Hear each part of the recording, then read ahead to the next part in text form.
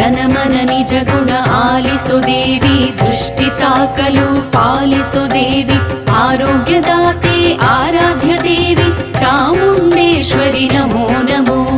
ಜನಮನ ನಿಜ ಗುಣ ಆಲಿಸು ದೇವಿ, ದೃಷ್ಟಿ ತಾಕಲು ಪಾಲಿಸು ದೇವಿ, ಆರೋಗ್ಯದಾತೆ ಆರಾಧ್ಯ ದೇವಿ ಚಾಮುಂಡೇಶ್ವರಿ ನಮೋ ನಮೋ.